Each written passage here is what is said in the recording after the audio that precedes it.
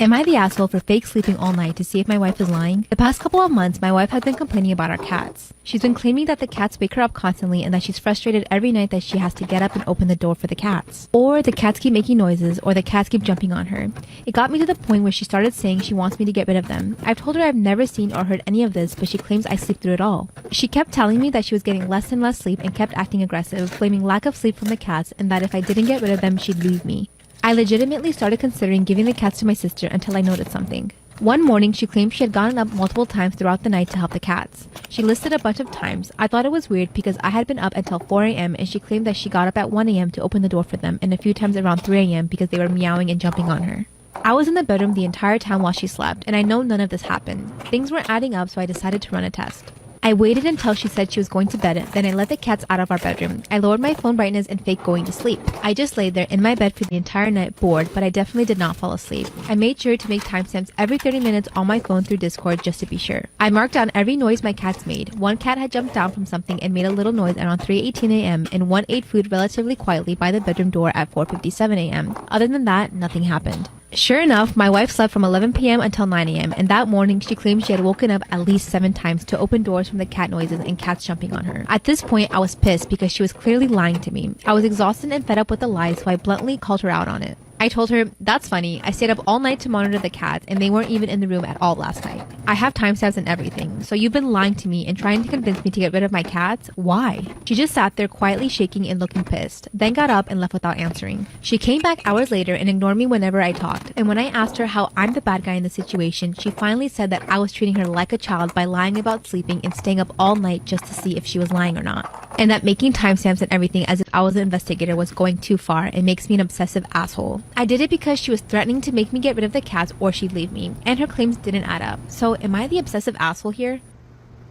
Story time about how my date turned out to be a serial killer. Disclaimer, this is not my story time. It was sent to me on Instagram. I recently got promoted at my job and had to move to a new city. I didn't know anyone in this new city, so I decided to sign up for some dating apps. Within a few days, I was already talking to some guys. One of them in particular was really nice, and I could tell he was really trying to get to know me. So I gave him my phone number. From there, we texted for about a full week. He would say good morning and good night. He would always ask me questions and act like he was just really interested in me. I decided that I really liked him and I told him. That's when he asked me if I wanted to go on a date, and of course, I said yes. We decided to meet up for dinner during the weekend. On the morning of the date, I sent him a text message saying good morning. I didn't hear anything back from him. At first, I thought maybe he's just stuck at work. An hour before the date, I still hadn't heard from him, so I decided to send him a text, and he did not reply. So of course, I ended up going to dinner by myself anyway.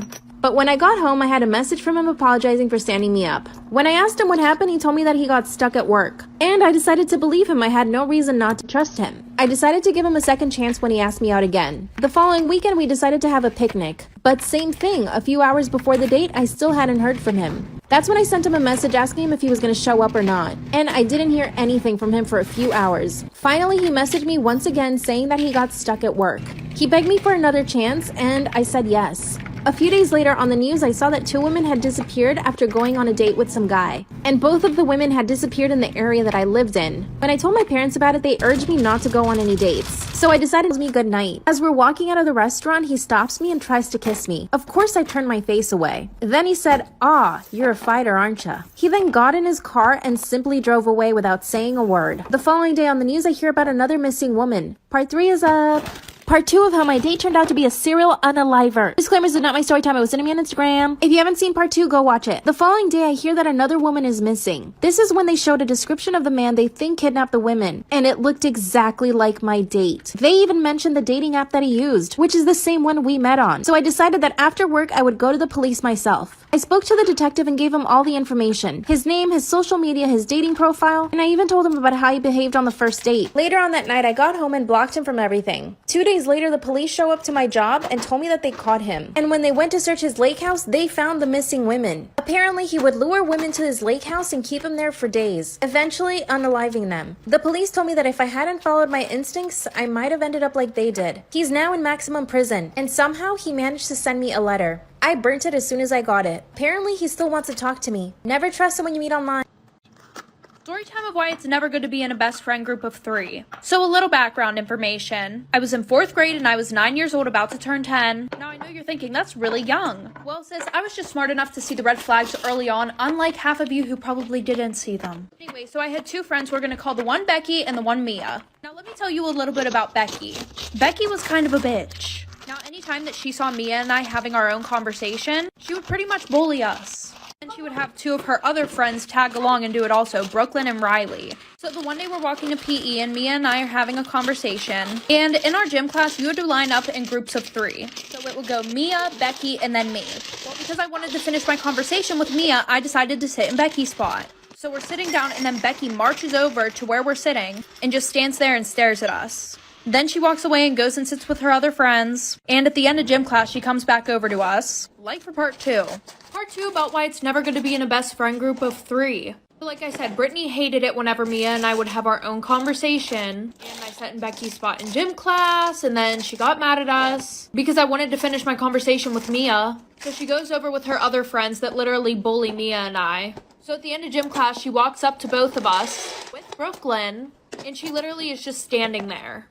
And then Brooklyn goes, "Do you need me to do it for you?"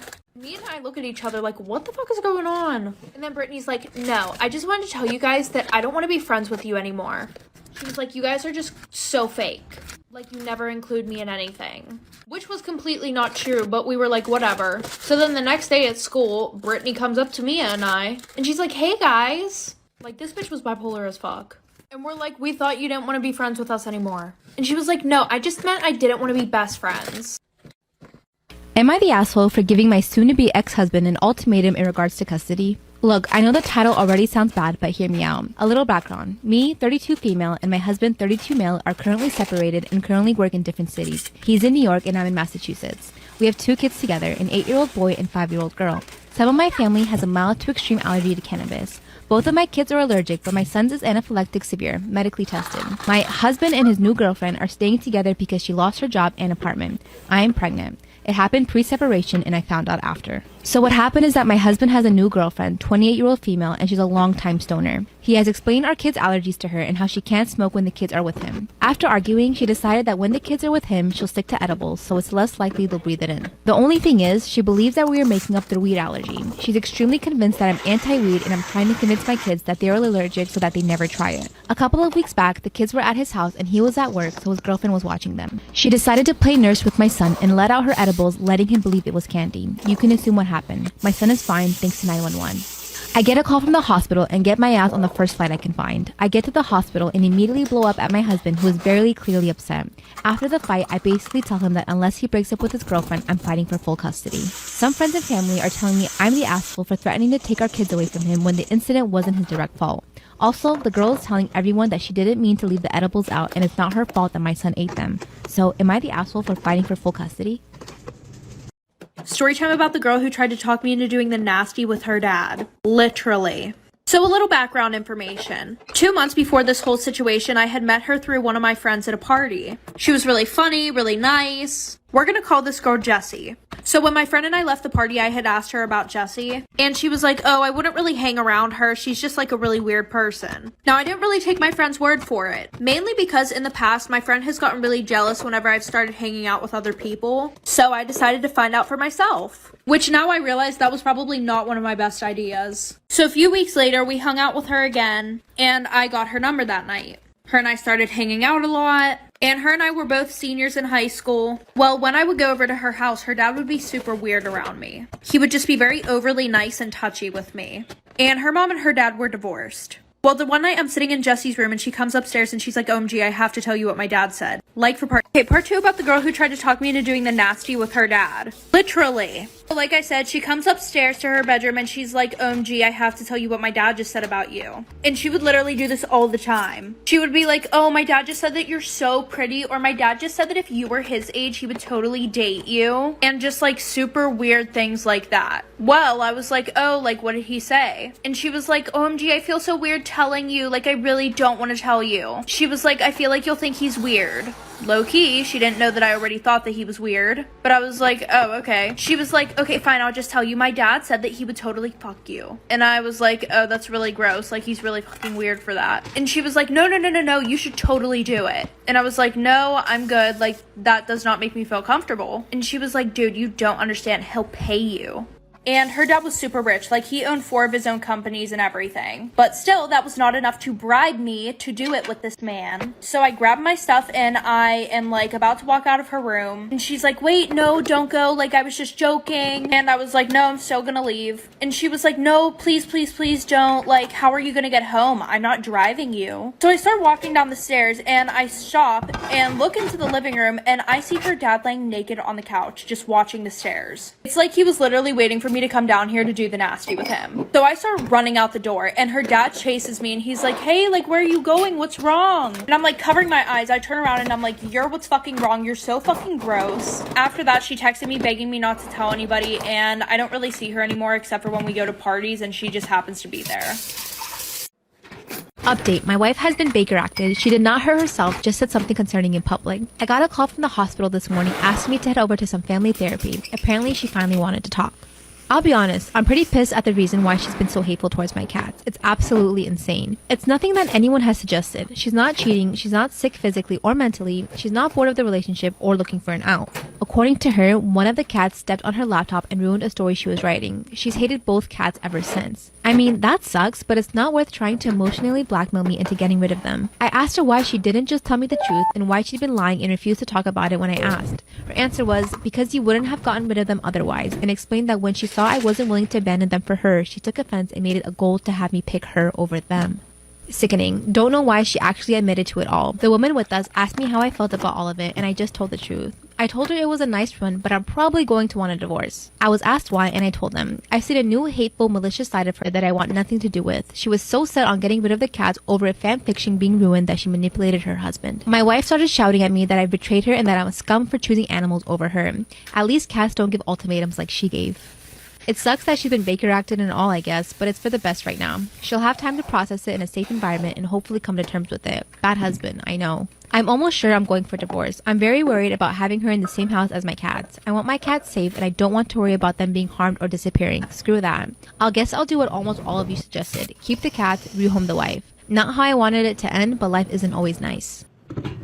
Story time about how my best friend started seeing my mom. So we're gonna call my best friend Joey. Joey and I had been best friends since we were 4 years old, and my family was really close with his and vice versa. And she had always been really nice to him, of course, because he was a family friend and he was my best friend.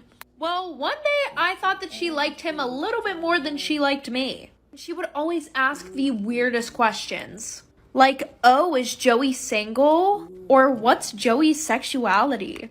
Like, sis had a whole ass husband. But at the time, I didn't think anything of it because I just thought that she really wanted him and I to date. But when he turned 15, things started getting a little bit weirder. Like, sometimes he would go over my house right after school, even when I wasn't there to hang out with my mother. Usually, the only time he was at the house was whenever him and I were hanging out. Well, the one day I walked in and they were both sitting on the couch talking. And when they both saw me, they acted like nothing was wrong with it. Like, for part 2 about how my best friend started seeing my mom. So like I said, the one day I come home after school and they're both sitting on the couch already talking. And they look at me and say hi as if nothing was wrong with the situation. And then after that, Joey started mentioning how my mom was so hot. And I was like, yeah, no, she's pretty, but that's it. Well, the one day my mom left for work earlier than she usually does. So I messaged my dad and asked him if he wanted to hang out. So of course he said yes, and 5 hours later I came home and I go upstairs. And I'm just like hearing things from my mother's bedroom. So I go up and I open the door. And because I don't want this video to get taken down, you guys probably can guess what I saw. So I ran out of the room, ran downstairs. I start panicking. And Joey came and hugged me and said, I'm sorry, me and your mom just love each other. So I told them both they were absolutely disgusting. So then my mom starts crying and begging me to forgive her. And now I live with my dad. Am I wrong for breaking my promise to my husband and letting others meet our newborn before him? I, 25 female, moved away from my hometown to my husband's hometown, male 32, after we got married. The main reason is because he suffers from a medical chronic condition and needs to be near his family. I was pregnant with our first baby and was nearing my due date when my husband had to travel out of town for 2 weeks. Because of this, he couldn't be with me in the delivery room, which wasn't expected. I wanted to ask my mom to come with me, but he assured me that his family is there to help and I shouldn't be worried. He then made me promise that I don't let anyone see our son for the first time in person before him, besides his stepmom who was supposed to be there for me, and I agreed. His stepmom was with me when I went into labor, but she stayed away since she is the type that doesn't get too involved and keeps her distance. She's also the I don't do diapers type, meaning she doesn't offer help with the baby and I shouldn't be expecting it. She dropped me and my son off at home and asked that I only call if there's an emergency. I felt helpless. I asked my neighbor for a few favors but needed real help with the baby, so I called my mom and asked if she could come help me with the baby. She drove 4 hours to come stay with me. She helped out tremendously and I'm so grateful for that. My husband stayed away for a few more days, then came home. Once he saw my mom, he got so upset, repeatedly saying I broke the promise that I made to him by not letting others meet our son before him. I tried to explain that I needed the help and he brought up his stepmom, but I replied that she dropped me off and left. That's it. He said it wasn't about mom since it could have been anybody else, but it was about me disrespecting his wishes and breaking the promise I made. He reminded me that he's also the parent and he gets to say too. At this point I said he was overreacting, but he replied that I forever tainted the memory of his son's birth and broke his trust and proved to him that my word is worth shit now. Mom tried to give us space, but I said she did nothing wrong. She came to help after his stepmom left, so I can't be blamed for asking for help. He told me to stop giving him excuses and admit I wronged him with what I did, and then started avoiding me and just kept focusing his attention on our son. He keeps acting cold towards me, calling me a selfish promise breaker and expecting me to make it up to him. He wanted an apology, but I haven't given him that yet. So, am I wrong here? My 35 male girlfriend, 21 female, is uncomfortable with my wife's ashes. Going to try to keep this as short as possible. Please tell me if I'm in the wrong here. Married my high school sweetheart at age 25. She died in a car accident 5 years ago. We loved to travel, and so I had her ashes made into a diamond to take her with me on my adventures. Her ashes, along with both of our wedding rings, are on a chain I carry in my pocket on our adventures. Helps me feel close to her. I always love and miss her, but I know she would want me to be happy and find love. I've been dating a new girl for over a year. I dated a bit a couple years after wife's death, but never found love until new girl, M. M is great and has been so supportive and understanding of my late wife. She knows about the chain and never said it bothered her, though she never knew the stone was my wife's ashes. I used to keep the chain on my bedpost, but thought it would be disrespectful to M, so it's now safe in a drawer. I still take it with me on travels. M and I have talked about moving in together when her lease ends in 2 months. I am ecstatic for this. I want to spend my life with her. Yesterday, I was packing for a solo weekend trip to the East Coast as she was over. When I picked the chain, M asked me what the other ring was, not X's ring or my wedding rings. I explained that I had my ex's ashes pressed into a stone and she flipped. Couldn't believe I had, quote, lied to her for a year and said what I had done was creepy and weird. Gave me an ultimatum, get rid of the stone. I can keep our rings on the chain, just not the ashes, or she will not move in with me. I asked if I could put the stone away in a drawer, but she said no, it had to go. She refuses to spend another night with my wife in the house and said it's her or me. Please help, Reddit. I don't know what to do. I don't want to lose this girl, but I also don't want to give up respect for the woman I once loved. My ex was not close to her parents, so I cannot give it to them. I can't just throw it away. I'm at a loss. Canceled my weekend trip. I just wanted to make things work with M. Edit. I keep thinking to myself that making this stone was totally crazy. M told me that no girl would ever be comfortable with it, and that if I keep the stone, I will, quote, be living a lonely, miserable life. Women or men, would this be a deal breaker to you? Am I insane? Am I the asshole for canceling my significant other's birthday plans after finding out I was not invited? Let me start the post off by saying my 21 female significant other, 22 male, love language is gift giving. He loved to shop for people. He loves to give gifts, especially extravagant ones. For example, over the 3 years we've been together, he's given me a car, 3 dogs, a new phone, and many more smaller items. I, on the other hand, struggle with gift giving, especially for him. He is the person, if he wants it, he will buy it for himself. 2 different times I had purchased him a gift before the holiday rolled around. He had went and purchased the exact same thing for himself. So finding something he both likes and doesn't already have is a struggle. This year I decided I would go above and beyond. I set aside a couple $1,000s, a lot for me, not so much for him, to make sure I can get him extravagant gifts. This year he discussed with me he wanted to go to Puerto Rico. Immediately, I found a 4-bedroom house, more than enough room for his friends, him and I. I also booked a yacht for us to spend the day on. That ended up being more than I set aside for, but I booked the yacht anyways since he always goes above and beyond for me, and I wanted him to have a great birthday. Well, tonight I asked him if I should purchase his gifts here and travel with them or if I should go shopping in Puerto Rico. He tells me I was not coming. Note, earlier this week he discussed us going to Puerto Rico. Also discussed how his friend, no named, would be traveling with us on this trip. So he immediately sensed my confusion. He quickly started backtracking and told me I would be coming just at the end of the week, missing his birthday. My feelings were hurt at first. To think the person I wanted to spend my birthdays with doesn't want to spend theirs with me hit a little different. My feelings soon changed as I realized this also meant I would miss out on the yacht I went over budget on. Immediately, I went to cancel the yacht, trying to get some form of payment back since it had already been 24 hours since booking. The yacht was a surprise, so it was never mentioned. But after canceling it and only getting partial refund, I told him what I had planned. I also told him since I would have to wait 5 days after his birthday to even see him, his gifts would not be as extravagant and I would not have things like a cake, decorations, or anything set up for him. He told me I was the asshole. The yacht was for him and not me. So regardless if I attended, I should have left the reservation in place. He tells me his gifts should not change since he will see me after his birthday. I disagree. I can't imagine spending thousands of dollars on gifts for someone just to give it to them a week after their birthday. I also cannot imagine spending over $1,000 on a yacht I will never see. Am I the asshole for canceling my plans for a significant other's birthday after finding out I am not invited? My fiancé cheated on me, at least that is what I think. But she and her family think it is not a big deal because she stopped before anything happened. My 32 fiancé 32 went on a road trip with her friends. I know all the friends she went with, and I'm pretty good friends with some of them. While on this road trip, she called me just to let me know everything was fine, and that she and her friends would go to a club. The next day in the morning, my fiancé's friend Stephanie called me and told me she saw my fiancé go upstairs with a guy. According to her, she had been to this club before and there is a hookup spot upstairs. This is what she told me. That after 5 to 10 minutes, my fiancé came down. And when she asked her what was going on, my fiancé said nothing. So she got suspicious and went upstairs and saw the guy absolutely wasted. After this call, I called my fiancé to ask her about this. She told me she was drunk and messed up. But nothing happened and she got out of the situation as soon as she realized what was happening. To me, it categorizes as cheating. And on that phone call, I told her I was breaking up with her. I didn't really listen to her after this and hung up.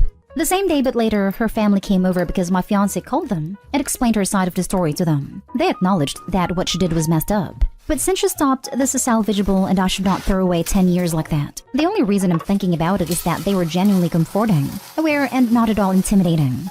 Stephanie called me at night again and told me that my fiancé is extremely mad at her and trying to get her kicked out of the group for being a snitch. I think Steph did me a solid here and I'm grateful to her. Even though she's her friend first, she told me. Right now, I don't know if I should dump her or not. The point where she took everything seems like cheating to me. The act itself is just an artifact, and the things leading up to it are just as important. I know for a fact that I cannot trust her. Even if there is some trust left, it is not enough to be engaged to her, let alone getting married to her in January of next year. She messaged me saying that I'm making it a bigger deal than it is, and that I should be grateful that she's this aware even when drunk to not cheat on me. But getting drunk is a freaking choice, and I will not really take it as an excuse. She is on her way back, and I don't know if I should just end it or try to work it out. Any advice? My 31 female husband, 32 male, cheated on me with his ex and only gave me a half-truth. In mid-February, my 31 female husband, 32 male of 8 years, went away on a camping trip with his friends, one of which was his ex-girlfriend from college. A few days after, he came clean that he made out with his ex while he was there, but he swore it didn't mean anything. They were just both drunk. He hasn't contacted her since and he only loves me. Before we had a chance to sort through that, my mother had a bit of an accident, and not long after, she passed away.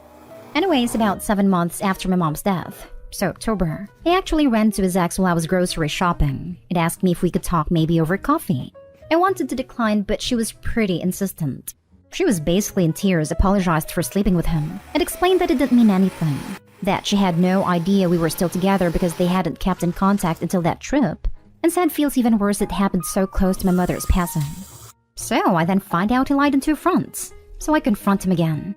He tells me that he was going to tell me about sleeping with her, but I was so upset, and he didn't want to lose me, so he thought it was best to wait. Then after what happened to my mom, he couldn't bring himself to tell me at all. He then explained he only talked to her once over the phone because she recently broke up with her fiancé, and all her friends were on her fiancé's side. But he immediately told her that his wife's mom just died, and he couldn't help, and then blocked her. He even showed me on his phone that her number was blocked. And he didn't tell me because I wasn't doing well following my mom's death. For the last month, I have been pretty cold to him when our son, 7-year-old, isn't around, because I couldn't really face him. And when using our laptop, I found in the search history how to win custody for fathers, and I had a panic attack. I didn't understand what to do. I considered taking our son and staying at my dad and saying nothing, but I just couldn't. Last night, he came home extremely drunk, and he usually doesn't drink, trying to sneak in without waking me. But when I caught him, I figured it may be best to question him now because he probably couldn't lie. He just got a few drinks with work friends after, which I don't doubt. He ended up breaking down and saying that he does love me, but for a bit he just felt bored. And while drunk he made a bad choice, and immediately after he regretted it because he knew he only wanted me forever. I'm a stay-at-home mom and my husband works full-time. We have 3 kids and one of them is 2 years old. My husband helps a lot with the kids. He's a committed dad but is absolutely against babysitters due to an awful incident with a babysitter that was the reason his younger male cousin James got disabled years ago. I don't go out much since I have to take the kids with me and not every place is suitable for kids. We received an invitation from our brothers, who's been my husband's best friend since college, wedding, which we later discovered was child-free. My brother lives states away, so the entire trip will take 4 days, as well as my brother's in-laws' weekend dinner party. I told my husband that I want to go since it's been a while since I went to a wedding, and this one is special, and suggested that we get a trusted friend as a babysitter. He asked if I was serious to consider leaving our 2-year-old with a babysitter, and suggested that I do what I normally do and stay home with the kids while he goes to the wedding. I refused and said I have as much right to attend as him since we were both invited. He said it wasn't his fault that my brother wants a child-free wedding, and I should do this for the kids and sacrifice for their sake. I still refused and said it was unfair, and since he's the parent too, then he should stay also for the kids. He looked at me and said, "That's my best friend's wedding you're asking me to skip for Christ's sake. Are you kidding me?" Then said I was being petty for suggesting this and I was basically choosing to go to a party over keeping our kids safe. He asked me to consider this a business trip, what I would do. Go with him and leave the kids? I said I understand his paranoia of babysitters, but really, all my friends have sitters and at times they're really needed. He said I ought to know better than what my friends tell me and this wasn't even up for discussion. When I kept arguing, he called me selfish and said he won't let me ruin this relationship with his friend because I was being spiteful for not being able to attend and that my brother will understand my situation. He keeps asking who's more important, a wedding party or my kids, and said I was being unreasonable for making my attendance a hill to die on. Am I the asshole for refusing to stay home with the kids while my husband attends my brother's wedding? Am I the asshole for not getting my friend a $200 gift and making her feel unloved? My 28 male friend, 27 female, is usually a very kind person. But we recently got into a stupid argument about a gift. My friend is obsessed with the 5 love languages and she always asks people what their love language is and she does her best to show love by using her love language. She says that her love language is receiving gifts, so everyone should put a lot of thought into her gifts. I thought that I did. She likes this one brand of artisan coffee from a local shop, so I bought her a big bag of that coffee from the store and a nice mug. It cost about $45 in total. We did our exchange 1 week ago and she seemed so disappointed. She likes this one brand of artisan coffee from a local coffee shop, so I thought a big bag of coffee from that store and a nice mug would be nice. It costed $45 in total. We did our gift exchange 1 week ago and she seemed so disappointed when she opened her gift. I asked her what was wrong and she asked how much I spent on the gift. I told her and she said she was expecting a nicer gift, preferably about $200. She said that my cheap gift meant that she felt unloved because receiving gifts is her love language. That pissed me off. I called her selfish and materialistic and took the gifts from her. I left without opening mine and now we haven't spoken in days. Am I the asshole for being an ungrateful, spoiled brat for the Christmas gift my husband got me? I, female 35, want to start by saying that every holiday, me and my husband, male 33, set separate budgets for gifts. He uses his own money to buy gifts, and I do the same, and we both work decent jobs. We've been married for almost a year and together for 3, and this is our first Christmas as a married couple. He made a list of every person he wanted to buy a gift for, and I stumbled upon the list by accident and out of curiosity decided to take a look. I found that his friends and coworkers were on top of the list with gifts that cost over $5,000 in total. What made me upset was that when I saw my name, I saw that he bought me a $20 something kitchen spoon set. I was too shocked to ignore this and I had a confrontation with him about it.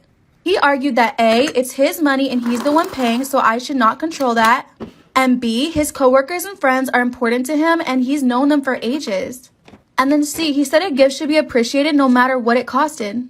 I argued that he was disrespecting me and dismissing my feelings with the gift he chose to get me, not to mention that I spent a lot of money on his gifts. And they were some of his favorite shoe and gaming brands.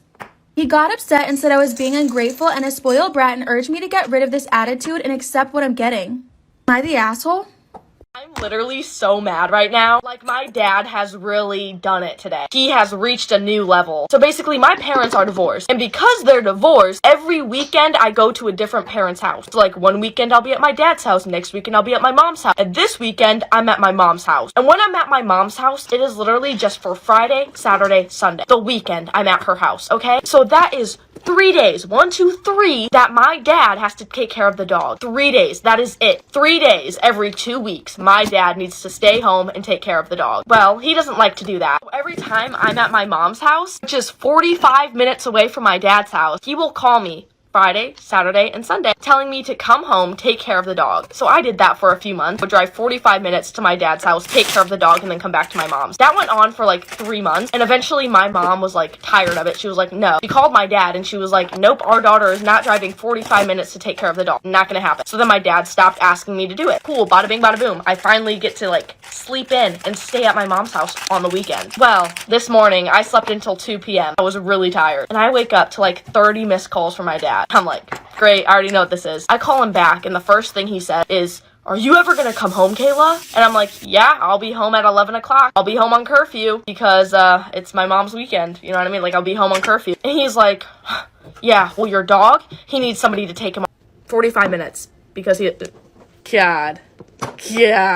Would I be the asshole for not telling my siblings about their true paternity and taking everything in my father's will? I am 38 and have been in North Carolina with my dad and 2 younger siblings for many years. My dad always treated me like crap because he was convinced that my mom cheated on him, because she did, a lot, and trapped him into a shitty marriage, and that I was not biologically his. For my 13th birthday, my dad bought me a paternity test, and even though the test results came back that I am indeed his, he accused me or my mother of sleeping with the test guy. I have also done an ancestry DNA test and also matched with all his relatives, so I'm pretty sure that unfortunately he is my biological father. I've known for a long time that my younger sister was not my dad's. When I did my ancestry DNA test, my sister wanted to get one too. My mom freaked out and admitted her indiscretion and begged me to convince my sister that it was a waste of money and that she could just have a copy of my result. I did it because I thought I was protecting her and she was going through a rough time at the time. I recently got a notification about an ancestry DNA match. I looked it up and it looks like my brother's ex-wife got one of the kids for both of my brother's kids. And lo and behold, my brother's kids only seem to share relatives from my mom's side. FYI, my profile uses a screen name so she would not have recognized who I was. My brother and sister have been really shitty to me for years. Comments about how I owed their dad for him putting a roof over my head as a child, and how dare I accept items from their grandmother's estate, etc. I put up with it for years because they are younger and honestly not that bright. I thought that they would come around eventually, but they didn't. My dad made